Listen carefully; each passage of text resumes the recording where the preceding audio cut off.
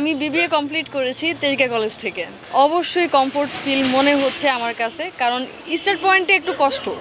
এটা আমরা যে কোনো বিজনেসই করি, সেটা রাস্তায় হোক বা অফিস লেভেলে হোক, স্টার্টিংয়ে সব বিজনেসই অনেক কষ্টের হয়, স্ট্রাগল হয়। তো আমারটাও সেম।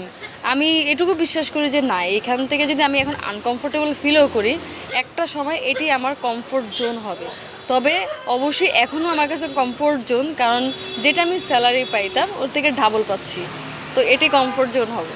আলহামদুলিল্লাহ, সবার দোয়ায় ব্যবসা অনেক ভালো যাচ্ছে, কারণ আমার যে মেইন ফুড ছিল হচ্ছে হান্ডি বিফ, হান্ডি হাঁস, খোলাজালি পিঠা। গরমে মানুষ একটা বেশি খায় না, বাট আমার এখানে শীতের মতোই আমি এখনও পর্যন্ত রেসপন্স পাচ্ছি।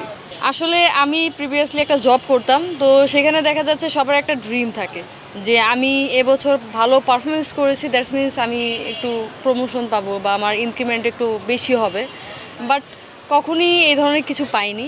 ভালো পারফরমেন্স থাকার পরেও আমি জবটা ছেড়ে দিয়ে প্রায় 6 মাসের মতো এমনিই বেকার ঘুরি, বিভিন্ন জায়গায় ট্রাই করি, বাট কোথাও আর হয়ে ওঠেনি।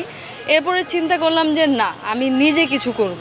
বিকজ আমাদের বাংলাদেশে বড় বড় যেই উদ্যোক্তারা আছে, মাল্টিন্যাশনাল কোম্পানির মালিকরা আছে, সবাই কিন্তু রাস্তা থেকেই শুরু করেছে অল্প পুঁজি দিয়ে। তো আমিও চিন্তা করলাম তাহলে আমিও বিজনেস করি। আর খাবারের বিজনেসটা বেছে নেওয়ার মূল উদ্দেশ্যই ছিল আমার মায়ের হাতে এক কথায় জাদু আছে, তার রান্না অনেক বেশি মজা।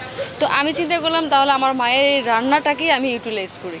আমার এখানে যারাই কাজ করতেছেন, আমার বড় বোন আছে, আমার ছোট বোন, আর আমার আব্বা। আমার ফ্যামিলি যথেষ্ট সাপোর্টিভ। প্রথম দিকে আব্বা তো চাচ্ছিল না আমি করি, বাট এখন আলটিমেটলি দেখতেছেন সেই কিন্তু হেল্প করতেছে আমার কাছে। শুরুর দিকে হয়েছিলাম, জায়গা পাচ্ছিলাম না, কোনো দোকানদার জায়গা দিচ্ছিল না। মানে সবাই লাইক হচ্ছে আমার জায়গা হচ্ছে গুগল ম্যাপে আছে, এই টাইপের আর কি কথা বলতো। আমি কোথাও পাচ্ছিলাম না। তারপরে লাস্টে এসে আমি একটু নীরব একটা প্লেস বেছে নিই, অর্থাৎ এই প্লেসটা বেছে নিই।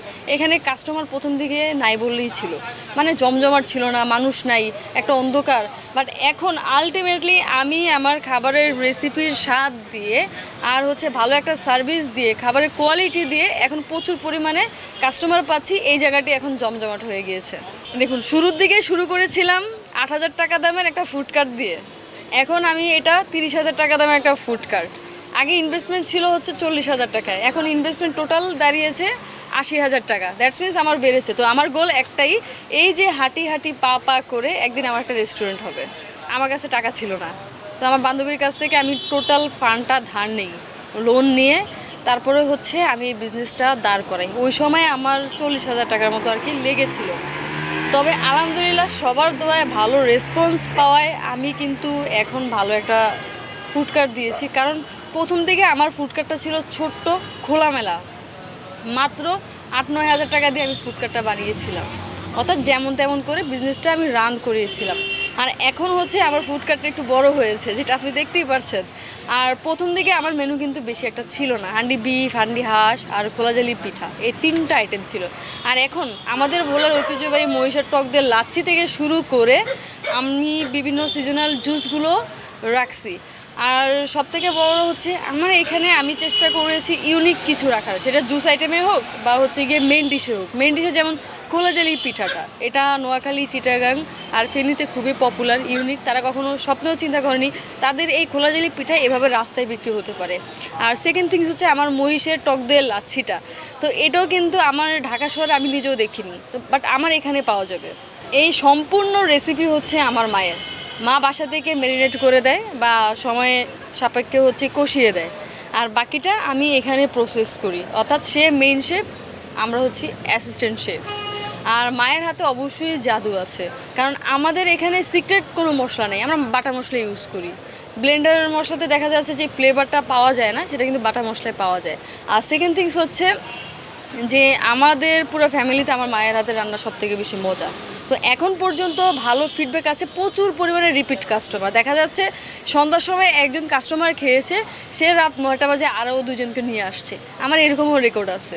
অবশ্যই যে রাধে সে চুলো বাঁধে, মেয়েরা কিন্তু পিছিয়ে নেই। সে ঘর সামলাচ্ছে, সে বাইরেও সামলাচ্ছে। বরিশাল বিভাগের রান্না সবসময় মজা, আর সেটা যদি ভোলা হয় সেক্ষেত্রে তো কথাই নেই। আমার মনে হয় না যে, আমি যদি আমার জেলার কথা বলি, ভোলা, এই ভোলার মানুষের মতো অন্য কোনো জেলার রান্না মজা হতে পারে। কারণ আমি বিভিন্ন জেলার মানুষের হাতের রান্না খেয়েছি, বাট আমাদের যে রান্নার যে মজা, এটা আমি কোথাও পাইনি। মহিষের টক দইয়ের লাচ্ছিটা হচ্ছে, যেহেতু আমি ভোলার মানুষ, ভোলাতে কিন্তু প্রতিবেলা জামাই আদর হয় না টক দই ছাড়া, অর্থাৎ ইভেন অতিথি আপ্যায়নও হয় না টক দই ছাড়া, এতটা টক দইকে প্রাধান্য দেওয়া হয়। তো এই যে অর্থাৎ ভোলার যদি কেউ জামাই নাও হয়ে থাকে, আমার এখানে এসে ওই জামাই ফিলটা নিতে পারে মহিষের টক দই লাচ্ছিটা খেয়ে। আর এটা হচ্ছে আমি লঞ্চে করে নিয়ে আসি, আমার মামা এই সব কিছু কিনে লঞ্চে দিয়ে দেয়। লাচ্ছি হান্ডি হাঁস ভালো, আজকে ফার্স্ট এসেছি, আবার পরে আসবো। আসলে আমি শীতের মধ্যে একবার আসছিলাম ওনাদের হাঁসের মাংস ট্রাই করার জন্য, আমার কাছে অনেক ভালো লাগছে, তারপরে আর আসা হয় নাই।